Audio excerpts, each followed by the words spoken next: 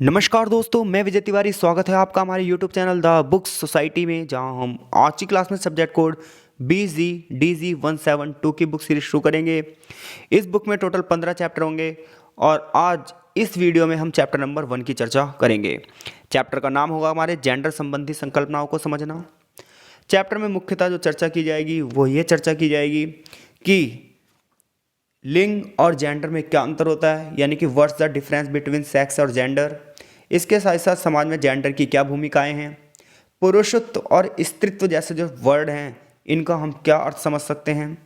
इसके साथ साथ पितृसत्ता किस प्रकार से समाज में महिला और पुरुष के बीच की खाई बन चुकी है, और नारीवादी कौन है, जेंडर आधारित हिंसा क्या होती है, यौन उत्पीड़न क्या है। ये जो शब्द हैं जो हम डेली रूटीन में सुनते भी हैं, क्या वास्तव में इन शब्दों के अर्थ हम जानते हैं? तो चलिए शुरुआत करते हैं। देखा जाए तो जो चैप्टर है ये पूरी पूरी बुक का एक छोटा सा इंट्रो है। सबसे पहले चैप्टर में एक प्रस्तावना दी गई है, जहाँ प्रस्तावना हमें यही बताती है कि इस चैप्टर में हम क्या पढ़ेंगे, इस चैप्टर को पढ़ने का हमारा उद्देश्य क्या है। वास्तव में चैप्टर जो शुरू होता है वो यहाँ से शुरू होता है, जहाँ सबसे पहले जेंडर और सेक्स में डिफरेंस यानी कि लिंग और जेंडर में अंतर बताया जाएगा। इसके साथ साथ देखिए, जब हम चैप्टर की शुरुआत करते हैं तो हमारे मन में ये बात होनी चाहिए कि जब हम मानव समाज की कल्पना करते हैं, मानव समाज के अस्तित्व को देखते हैं, तो इसमें स्त्री और पुरुष की एक समान भूमिका हमें दिखाई देती है कि कोई भी समाज सिर्फ पुरुषों से विकास नहीं कर सकता और ना ही कोई समाज सिर्फ महिलाओं के साथ विकास कर सकता है। ऐसे में पुरुष और महिला जब दोनों ही समान भूमिका निभाती हैं तो भेदभाव क्यों? इसी प्रश्न से हम इस चैप्टर की शुरुआत करते हैं और आशा है जब ये 15 चैप्टरों की सीरीज कंप्लीट होगी तो जो महिलाओं के प्रति पुरुषों की भूमिका है उसमें डेफिनेटली कुछ बदलाव देखने को मिलेंगे, लेकिन इसके साथ साथ महिलाओं को भी उनके दृष्टिकोण में डेफिनेटली परिवर्तन आएगा, क्योंकि केवल पुरुष ही महिला के शोषण के लिए जिम्मेदार नहीं है, बल्कि एक महिला भी महिला के शोषण के लिए जिम्मेदार है। तो चलिए शुरू करते हैं और जानते हैं कि लिंग और जेंडर में क्या अंतर है। तो कई बार हमारे सामने बहुत सारे लोग ऐसा भी कहते हैं कि जेंडर और लिंग बात एक ही है, यानी कि सेक्स और जेंडर बात एक ही है। यानी कि जब हम बात करते हैं मेल और फीमेल, जैसे सपोज डेट आप कोई फॉर्म भर रहे हैं तो वहाँ पर लिखा होता है सेक्स, तो उसके सामने दो ऑप्शन होता है, मेल और फीमेल। या तो मेल पे टिक लगाएगा कोई जो मेल है, जो फीमेल है तो फीमेल पे। लेकिन जब बात आती है जेंडर तो उसमें भी तो यही होता है, एक मेल होता है एक फीमेल होता है। तो फिर ऐसे क्या अंतर हैं जो इन दोनों वर्डों को अलग बताते हैं? तो चलिए जानते हैं। जब हम बात लिंग की करते हैं तो हम बात करते हैं बायोलॉजिकल डिफरेंसेस की, यानी कि जीव वैज्ञानिक अंतर की बात करते हैं। जब हम लिंग की बात करते हैं तो महिलाओं और पुरुषों के बीच में जो जैविक अंतर पाए जाते हैं, बायोलॉजिकल डिफरेंसेस पाए जाते हैं, उसके आधार पर जब हम भेद करते हैं तो वो लिंग कहलाता है। कह रहा मनुष्य या तो एक पुरुष के रूप में पैदा होता है या एक स्त्री के रूप में पैदा होता है। हालांकि बच्चों की एक बहुत छोटी संख्या ऐसी है जिसमें पुरुष और स्त्री की मिश्रित शरीर संरचना भी पाई जाती है, लेकिन फिर भी हम दो की ही बात करते हैं। जब हम स्त्री और पुरुष के बीच में बायोलॉजिकल डिफरेंसेस की बात करते हैं तो हम क्रोमोसोम की बात करते हैं कि जो पुरुष का क्रोमोसोम है वो XY होगा और जो स्त्री का क्रोमोसोम है वो XX होगा। इसके अलावा उनके शरीर में क्या अंतर है, हार्मोन्स में क्या अंतर है, शारीरिक लक्षणों में क्या अंतर है, इस आधार पर जब हम अंतर करते हैं तो ये लिंग कहलाता है। लिंग परिवर्तन कराया भी जा सकता है, यानी कि अगर आप चिकित्सीय हेल्प लेंगे, मेडिकल हेल्प लेंगे, आज टेक्नोलॉजी बहुत ज़्यादा विकसित हो चुकी है, ऐसे में टेक्नोलॉजी की मदद से आप जेंडर अपना आप लिंग चेंज करवा सकते हैं। लेकिन इस बात का भी हमें ध्यान रखना होगा कि जब हम अपने लिंग को चेंज करवाते हैं तो कई बार क्या होता है, बायोलॉजिकल इफेक्ट जो होते हैं वो निगेटिव पड़ जाते हैं, तो इसलिए हमें सावधान रहने की भी ज़रूरत है। तो जब हम लिंग की बात करेंगे तो किसकी बात करेंगे? जब हम लिंग की बात करेंगे तो शारीरिक लक्षणों के आधार पर परिवर्तन है, बायोलॉजिकल से आधार पर है, क्रोमोसोम के आधार पर है। लेकिन जब हम जेंडर की बात करते हैं तो जेंडर जो है वो सामाजिक है, यानी कि लिंग की बात करूं तो लिंग एक तरीके से प्राकृतिक है, लेकिन जेंडर की बात करूं तो ये सामाजिक है। जब एक शिशु जन्म लेता है ना तो उसके साथ कुछ चीज़ें सामाजिक रूप से जोड़ दी जाती हैं, परिवार, समाज और अन्य प्रथाएं। इनकी लड़की है तो ये कपड़े पहनाए जाएंगे, लड़के हैं तो ये कपड़े पहनाए जाएंगे, लड़की है तो ये पहचान होगी, लड़का है तो वो पहचान होगी। जब इस प्रकार के भेदभाव हम करते हैं तो जेंडर निर्मित होता है। एक बच्ची जब पैदा होती है तो उसके लिए गुलाबी कपड़े लाए जाते हैं, उसका पालना गुलाबी होगा। और जबकि एक लड़का जब पैदा होगा तो कलर चेंज हो जाएंगे, भावनाएं चेंज हो जाएंगी। तो जब समाज ना लिंग के आधार पर भेदभाव करता है तो हम कहते हैं जेंडर, और जब प्राकृतिक विषमताएं होती है तो हम क्या कहते हैं, लिंग। तो अगर क्वेश्चन आया कि लिंग और जेंडर में अंतर बताइए तो आप हाई होप से बता देंगे। तो जब आप लिंग के बारे में बताएंगे तो क्या बताएंगे कि ये प्राकृतिक है, ये बायोलॉजिकल्स है, इसमें क्रोमोसोम की बात की जाती है, इसमें शारीरिक लक्षणों की बात की जाती है, इसमें हार्मोन्स की बात की जाती है। लेकिन जब हम जेंडर की बात करते हैं तो जेंडर एक सामाजिक सोच है, ये एक सामाजिक रूप से निर्मित भेदभाव है। यानी कि जेंडर जो शब्द है सामाजिक रूप से इसकी उत्पत्ति हुई है। जब एक बार एक शिशु जन्म लेगा तो उसके साथ सामाजिक चीज़ें उसके साथ जोड़ दी जाएंगी, परिवार, सोसाइटी और अन्य सामाजिक जितनी प्रथाएं होंगी वो प्रथाएं उससे जोड़ दी जाएंगी। लाइक डैट यहाँ पर एक एग्जाम्पल भी दिया गया है, जैसे कि जब एक नवजात शिशु पैदा होता है तो पूरा परिवार उत्साह से जश्न मनाता है, लेकिन जब स्त्री और पुरुष के दोनों के अलग अलग देखा जाए तो दोनों जश्नों में अंतर भी होता है। लिंग के आधार पर इस जश्न में अंतर पाया जाता है। तो लिंग के आधार पर ये जश्न में जो अंतर हुआ ये जेंडर डिस्क्रिमिनेशन हो गया, जेंडर आधारित भेदभाव हो गया। सबसे पहले परिवार और समाज रंगों के कोड का अनुसरण करेगा। अगर नवजात शिशु एक बालिका है, एक लड़की है, तो लोग उसके लिए गुलाबी कपड़े लाएंगे, गुड़िया लाएंगे, खाना पकाने वाले बर्तनों का सेट लाएंगे, खिलौने ऐसे खरीदेंगे। जबकि नवजात शिशु एक बालक है तो लोग उसके लिए नीले कपड़े लाएंगे, कार और मोटरसाइकिल जैसे खिलौने लाएंगे। तो परिवार और समाज शिशु के साथ जो ये व्यवहार करते हैं, एक बालक के प्रति अलग और एक बालिका के प्रति अलग। छोटी बालिका को खूबसूरत नन्ही परी कहा जाएगा, जबकि लड़के को बहादुर और मजबूत कहा जाएगा। और ये कहा जाएगा कि लड़के रोते नहीं हैं, क्योंकि रोने चिल्लाने का गुण स्त्रियों को दे दिया गया। तो ये सारे डिस्क्रिमिनेशन कैसे, ये सारे भेदभाव कैसे हैं? इन्हीं भेदभाव को हम जेंडर आधारित भेदभाव कहेंगे, क्योंकि सामाजिक है, ये प्राकृतिक नहीं है। प्रकृति ने कब कहा कि स्त्री गुलाबी कपड़े ही पहनेगी, ब्लू क्यों नहीं पहन सकती? और प्रकृति ने कब कहा कि एक पुरुष गुलाबी कपड़े नहीं पहन सकता, स्त्री ही क्यों पहनेगी? ये सब तो समाज द्वारा निर्मित सोच है ना, और यही समाज में भेद डाल रही है, यही समाज में स्त्री को स्त्री बना रही है और यही समाज में पुरुष को पुरुष बना रही है। अब बात ये आती है कि जेंडर द्वारा जो निर्मित है वो अलग अलग समाजों में अलग अलग तरीके से ही भेदभाव होते हैं। लोग कई बार भूमिकाओं पर ध्यान देते हैं कि समाज में स्त्री की क्या, हर समाज में स्त्री की अलग भूमिका होती है, पुरुष की भूमिका अलग होती है, जिन्हें निभाने की जिम्मेदारी पुलिस और महिला पर दे दी जाती है। जैसे उत्पादक के आधार पर, पुनरुत्पादक के आधार पर, भुगतान के आधार पर, कार्य और शक्ति के आधार पर, राजनीति के आधार पर। इस चैप्टर में और इस अन्य चैप्टर में लगातार हम इस चीज़ पर चर्चा करेंगे। जैसे महिलाओं को ना कुछ क्षेत्रों में सीमित रखा जाता है, घरों में सीमित रखा जाता है, उन्हें केवल प्रजनन की भूमिकाएं दी जाती हैं, उन्हें केवल वंश को बढ़ाने वाला समझा जाता है। वहीं जबकि पुरुषों की बात की जाए तो यहाँ पर पूरे की पूरी एक टेबल दी गई है, पुरुषों को स्वतंत्र माना गया है। देखिए यहाँ पर महिला, पुरुष, महिला क्या है, परतंत्र है, दूसरे पर आश्रित है, पुरुष क्या है, स्वतंत्र है। महिला कमजोर है, पुरुष शक्तिशाली है। महिला अक्षम है, पुरुष सक्षम है। महिलाएं कम महत्वपूर्ण हैं, पुरुष ज़्यादा महत्वपूर्ण है। महिलाएं इमोशनली होती हैं, पुरुष लॉजिकल होते हैं। महिलाएं आज्ञाओं का परिपालन करेगी, पुरुष डिसीजन लेगा। महिलाएं घर की देखभाल करेंगी, पुरुष कमाएगा। महिलाएं समर्थक होगी, पुरुष नेता होगा। महिलाएं डर से जिएंगी, पुरुष बहादुर होगा। महिलाएं शांति स्थापित करेंगी, पुरुष आक्रामक होगा। महिलाएं सजग होंगी, पुरुष साहसी होगा। महिलाएं मृदभाषी होंगी, यानी कि सुंदर स्वर वाली होंगी, अच्छा स्वर होगा उनका, जबकि पुरुष कैसा होगा, मुखर होगा। ये जेंडर के आधार पर समाज में चलन चल चुके हैं। स्त्रियों को इन सभी गुणों से माना जाता है और पुरुष को इन सभी गुणों से माना जाता है। इसे हम स्टीरियोटाइप्स भी कह सकते हैं। तो इतने सारे भेदभाव इस समाज में किसके द्वारा बनाए गए हैं? इस समाज के द्वारा ही तो बनाए गए हैं। यहाँ पर बताया गया कि बालिका शिशु की बात की जाए तो वो घरेलू कामकाज से उसे जोड़ दिया जाता है। शिशु की बात की जाए तो उसे वो परिवार का आर्थिक रूप से सहारा होता है। यानी कि एक छोटे जो 14-15 साल का लड़का होगा वो एक गरीब सोसाइटी में कमाने लग जाता है, और जो लड़की होगी वो अपने छोटे भाई बहनों की क्या करेगी, देखभाल करेगी। घर के बड़ों की देखभाल, उनके पोषण में काम करेगी। लड़की के विवाह में खर्चा ज़्यादा आएगा, लड़के के विवाह में खर्चा कम आएगा। बालिका धन की देवी और लक्ष्मी के रूप में मानी जाएगी, जबकि माता पिता के अंतिम संस्कार पुरुष ही करेगा। तो इस प्रकार के जो भेदभाव बनाए गए हैं ये समाज आधारित हैं, इसे हम जेंडर डिस्क्रिमिनेशन कहते हैं। आगे चैप्टर में जो बताया गया वो जेंडर की भूमिकाएं दोनों की बताई गई हैं, जो कि ऑलरेडी हमने इस टेबल में पढ़ ली है। कुल मिलाकर एक बड़े स्तर पर बात की जाए तो पुरुष जितने भी कार्य करेगा वो राष्ट्रीय लेखा प्रणाली यानी कि NSA में गणना की जाएगी, जबकि जो महिला जितने भी कार्य करेगी उसकी गणना NSA में नहीं की जाएगी, यानी कि राष्ट्रीय लेखा प्रणाली में नहीं की जाएगी। जैसे महिलाएं साफ सफाई कर रही हैं, बच्चों वृद्धों की देखभाल कर रही हैं, तो उन्हें कोई वेतन ही नहीं मिल रहा, उसकी कोई गणना ही नहीं की जा रही। लेकिन जब पुरुष यही काम करता है तो क्या होता है, उसकी गणना की जाती है। तो जब हम जेंडर की भूमिकाएं देखते हैं तो हर समाज में अलग अलग है।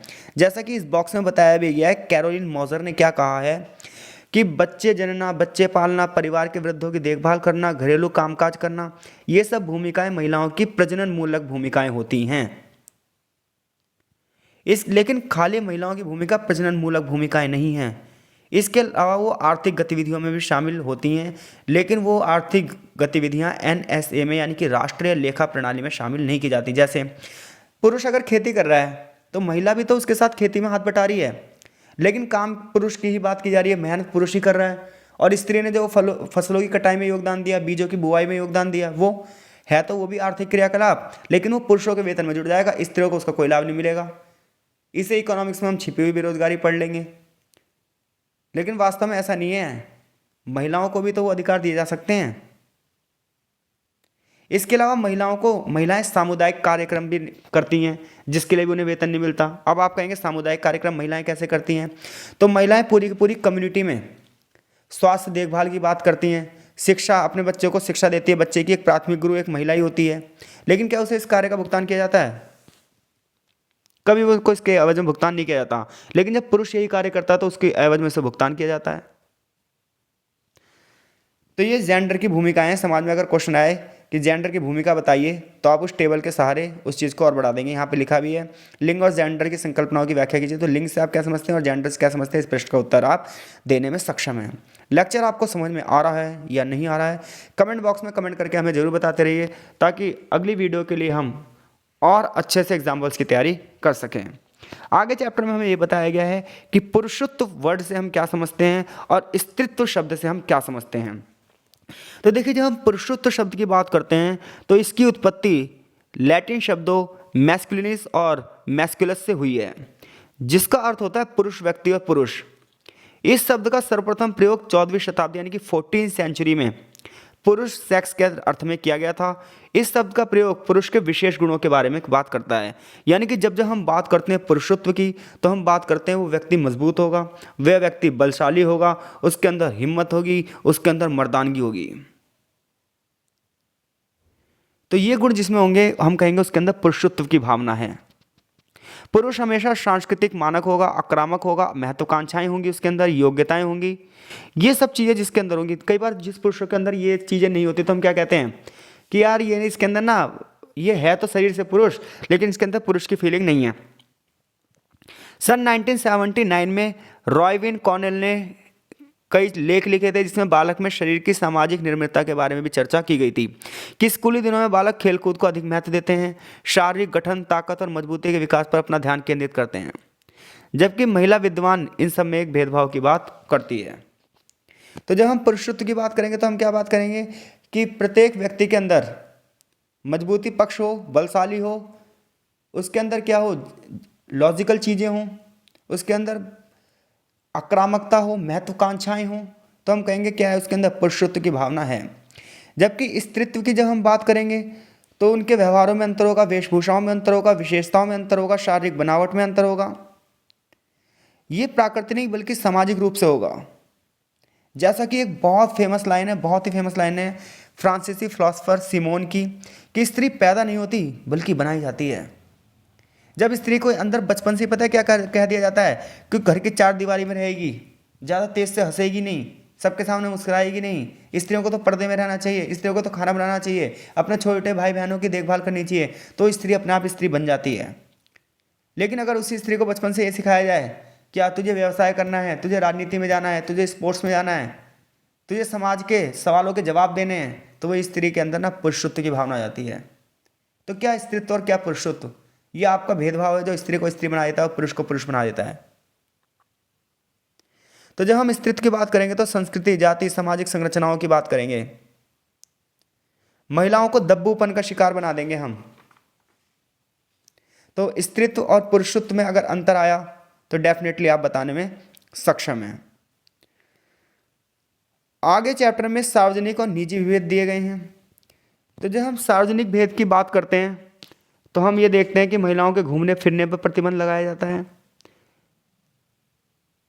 इसके अलावा ये विरोधाभास महिलाओं की देखभाल करने, पालन पोषण करने, घरेलू भूमिकाएं निभाने के लिए भी मजबूर उन्हें करता है। शिक्षा तक उनकी पहुंच उतनी नहीं हो पाती जितनी पुरुषों की होती है। इसके अलावा अर्थव्यवस्था में पुरुषों की भूमिका अलग है, स्त्रियों की भूमिका अलग है। व्यवसाय में पुरुषों की भूमिका अलग है, स्त्रियों की अलग है। राजनीति में पुरुषों की भूमिका अलग है, स्त्रियों की अलग है। कानून में उनकी भूमिका अलग है और उनकी भूमिका अलग है। जब हम निजी संबंध की बात करते हैं तो हम घरेलू क्षेत्रों की गतिविधियों की बात करते हैं, और सार्वजनिक क्षेत्र की बात करते हैं तो हम राजनीतिक, जैसे कि वोट डालने का अधिकार, सहभागिता का अधिकार, सत्ता पाने का अधिकार, तो इन सब में महिलाओं और पुरुषों की भूमिका अलग अलग रही है। आगे चैप्टर में पितृसत्ता शब्द के अर्थ को समझाया गया है। देखिए, पितृसत्ता का मतलब होता है पिता के बाद संपत्ति का मालिकाना हक किसको मिला है? पुरुषों को। पुरुषों के इसी हक को पितृसत्ता के रूप में परिभाषित किया गया है। पितृसत्तात्मक जितनी भी संस्थाएं हैं ये पुरुष के प्रभुत्व को मजबूत करती हैं, यानी कि ये परंपराएं ही ऐसी बना दी गई हैं जिसमें पुरुष को वारिस घोषित करके पुरुष की भूमिका को बढ़ा चढ़ा दिया है और महिलाओं को हमेशा अधीन स्थिति में रखा गया है। कई नारीवादियों का तो ये कहना है, यानी कि फेमिनिस्टों का, कई सारों का ये कहना है कि हाँ भाई, हर स्तर पर महिलाओं और पुरुषों के बीच में भेदभाव का जो कारण है वो पितृसत्ता ही है, जो कि महिलाओं को हर जगह पर कमजोर कर देता है, महिलाओं के विरुद्ध हिंसा को जन्म देता है। तो एक पितृसत्तात्मक जो परिवार है, समाज, राजनीति, सरकार, मीडिया, हर जगह पर हमें प्रभाव दिखाई देता है। हर जगह पुरुषों को उच्च स्थान दिया जाता है। किसकी वजह से? इस पितृसत्ता की वजह से। इसलिए महिलाओं को प्रॉपर्टी में अधिकार देने की बात जोर शोर से आज भी उठाई जाती है। आगे इस चैप्टर में जो बात की गई है वो स्टीरियोटाइपिंग की बात की गई है। स्टीरियोटाइपिंग में क्या होएगा, जो स्त्री और पुरुष के गुण हैं, जो विशेषताएं हैं, उसके आधार पर बात की जाएगी कि स्त्रियों को क्या करना चाहिए और क्या करना चाहिए नहीं चाहिए, पुरुष को क्या करना चाहिए और क्या नहीं करना चाहिए। जब हम इन चीज़ों का अध्ययन करते हैं तो यही जेंडर स्टीरियोटाइपिंग कहलाता है। इसमें क्या होता है, इसमें ये बताया जाता है कि महिलाओं से उम्मीद की जाती है कि वो देखभाल का कार्य करेगी, पालन पोषण का कार्य करेगी, वो दयालु होगी, वो हार्दिक होगी, इमोशनली होगी, बच्चों में उनकी रुचि होगी। जबकि पुरुषों के गुण क्या होंगे? आक्रामकता होगी, महिलाओं को परिचय योग्य माना जाएगा, कपड़े पहनने चाहिए महिलाओं को उचित प्रकार से ये माना जाएगा, उन्हें घर के काम में निपुण होना चाहिए। जबकि पुरुष क्या होगा? शिक्षित होगा, व्यावसायिक कार्यों में कार्य करेगा। तो पुरुष और महिलाओं की जो भूमिकाएं हैं ये स्टीरियोटाइपिंग में आएंगी, लेकिन समय के साथ साथ समाज में जब आधुनिक होगा, समाज शिक्षित होगा, तो महिला और पुरुष दोनों की भूमिकाएं बदलेंगी। लेकिन ये जो भूमिकाएं बदलेंगी, इन भूमिकाओं में बहुत समय लगेगा। आगे चैप्टर में नारीवाद के बारे में बताया गया है। जब हम नारीवाद यानी कि फेमिनिज्म की बात करते हैं तो नारीवादी जो आंदोलन है ये महिलाओं की हीन स्थिति पर सवाल खड़े करता है। ये उन सभी प्रथाओं को चुनौती देता है, उन सभी मान्यताओं को चुनौती देता है जो समाज ने महिलाओं को हीन रखने के लिए बनाई हैं। ये डिमांड करता है कि एक महिला को महिला होने के नाते पुरुष के बराबर अधिकार मिलने चाहिए, क्योंकि महिला और पुरुष दोनों ही मनुष्य हैं। ऐसे में जब दोनों ही मनुष्य हैं तो एक मनुष्य के साथ भेदभाव क्यों? दोनों की स्थिति समाज में समान है। तो नारीवाद एक विचारधारा है, नारीवाद एक आंदोलन है जो महिलाओं को पुरुषों के बराबर लाने का प्रयास करती है। एक मनुष्य होने के नाते एक मनुष्य के साथ उचित व्यवहार की बात करती है। ये महिलाओं के विरुद्ध होने वाले दमन, अन्याय, शोषण और हिंसा के खिलाफ एक आंदोलन है। फेमिनिज्म शब्द का सबसे पहली बार प्रयोग 1871 में फ्रांस की चिकित्सा पुस्तक यानी कि मेडिकल साइंस की बुक्स में किया गया था। आगे चैप्टर, ये तो नारीवाद की परिभाषा है, आगे बहुत सारे चैप्टर हैं जिसमें इस पर खुलकर बात की जाएगी। आगे चैप्टर में जेंडर आधारित हिंसा की बात की गई है। तो जब हम जेंडर आधारित हिंसा की बात करते हैं तो इसे GBV शॉर्ट में कहते हैं। 1970 के दशक में वेटर वुमन आंदोलन ने जेंडर आधारित हिंसा की बात की। जेंडर आधारित अगर हिंसा की बात करें तो इसमें सबसे पहले होता है यौन उत्पीड़न। देखिए, जेंडर आधारित हिंसा का मतलब नहीं है कि महिलाओं को सताया जाएगा सिर्फ, इसमें पुरुष भी पीड़ित होगा, क्योंकि महिला और पुरुष दोनों के साथ ही कार्यस्थल पर जो उत्पीड़न होता है उसे हम यौन उत्पीड़न कहते हैं। यानी कि वर्किंग प्लेस पर अगर किसी व्यक्ति के साथ सिर्फ इसलिए भेदभाव किया जाता है कि वो स्त्री है, या सिर्फ इसलिए भेदभाव किया जाता है वो सिर्फ की पुरुष है, तो इस प्रकार का भेदभाव यौन उत्पीड़न होता है। बहुत सारे लोग लेकिन ना इसे यौन उत्पीड़न को केवल महिलाओं से जोड़कर रखते हैं, लेकिन ऐसा नहीं है, पुरुषों को भी यौन उत्पीड़न का शिकार होना पड़ता है। इसके अंतर्गत लैंगिक हरकतें, दूसरों को धमकाना, कार्यस्थल पर ऐसा वातावरण पैदा करना जो हिंसा में आए, ये सब यौन उत्पीड़न कहलाता है। मैंने हाईलाइट कर रखा है। इसमें इशारे करना, स्पर्श करना, चिढ़ाना, अपनी इच्छाओं की पूर्ति के लिए डिमांड करना, अश्लील चीज़ें दिखाना, ये सब चीज़ें क्या हैं, यौन उत्पीड़न में आती हैं। और कई बार स्त्री और पुरुष को इन सब का सामना करना पड़ता है, तो ये जेंडर आधारित हिंसा कहलाती है। ऐसी एक वर्ड होता है सशक्तिकरण। तो देखिए, सशक्त का मतलब होता है मजबूत। इसमें ये माना जाता है कि लोगों को डेली रूटीन का जीवन जीने के लिए उनकी योग्यताएं बढ़ती रहें तो मनुष्य क्या होता जाएगा, सशक्त होता जाएगा। ऐसे में उसके संसाधन उसके मिलते रहें, वो अपने जीवन के प्रोसेस को आगे बढ़ाता रहे और जीवन में लगातार उपलब्धियां हासिल करता रहे। पुरुष और महिलाएं दोनों अपने अपने जीवन पर नियंत्रण रखते हैं। ऐसे में वो अपने शेड्यूल तैयार करें और उन शेड्यूल को वक्त को कंप्लीट करें। हर एक बंदा आत्मविश्वास से जिए, अपनी समस्याओं का समाधान करे और सेल्फ डिपेंडेंट हो जाए, यानी कि आत्मनिर्भर हो जाए। तो हम कहेंगे कि समाज में सशक्तिकरण बढ़ रहा है, चाहे वो महिलाओं का हो, पुरुषों का हो या किसी का भी हो। अंत में चैप्टर के एक सारांश दिया गया है, जहाँ पर हमें यह बताया गया है कि हमने बहुत सारे अभी तक जो चैप्टर में पढ़े हैं वर्ड्स पढ़े हैं, और आगे इन सभी चैप्टरों को पढ़कर हम जेंडर आधारित सभी समस्याओं का सामना करने के लिए और उनका समाधान करने के लिए तत्पर रहेंगे। तो ये चैप्टर यहीं पर संपन्न होता है। आशा है आपको चैप्टर जरूर समझ में आया होगा, और अगर आप चाहते हैं कि हम इन चैप्टर की वीडियो ऐसे ही डालते रहें तो कमेंट करके अपनी प्रतिक्रिया लगातार दें।